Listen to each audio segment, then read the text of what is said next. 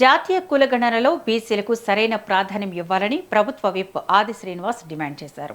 ప్రస్తుతం జరుగుతున్న కులగణనలో బీసీలకు ప్రత్యేక కాలం లేకపోవడం పట్ల ఆయన ఆందోళన వ్యక్తం చేశారు.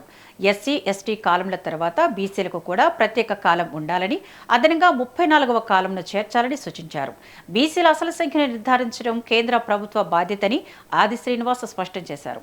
బీసీ కులగణన విషయంలో తమ రాష్ట్ర ప్రభుత్వం కేంద్రానికి రోల్ మోడల్గా ఉందని తెలిపారు. బీసీలను లెక్కించకపోవడం వల్ల ఆ వర్గాల్లో అసంతృప్తి పెరుగుతుందని పేర్కొన్నారు. జనాభా లెక్కలు సక్రమంగా నమోదు చేస్తే బీసీల సామాజిక, ఆర్థిక స్థితిగతులు అర్థమవుతాయని చెప్పారు. అలాగే ఎన్యూమరేటర్లకు ప్రతి ఒక్కరూ సహకరించాలని ప్రజలను కోరారు.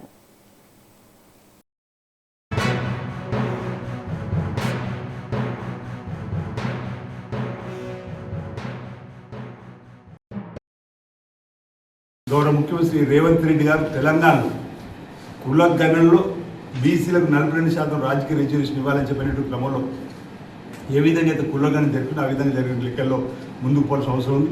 ఇందులో బలహీన వర్గాలకు సంబంధించినటువంటి కాలం లేదని కూడా చెప్తా ఉన్నాం. మేము మా బీసీల పక్షాన్ని కూడా ఇప్పటికే కేంద్ర ప్రభుత్వం చెప్పడం జరిగింది. ఈ కాలంలో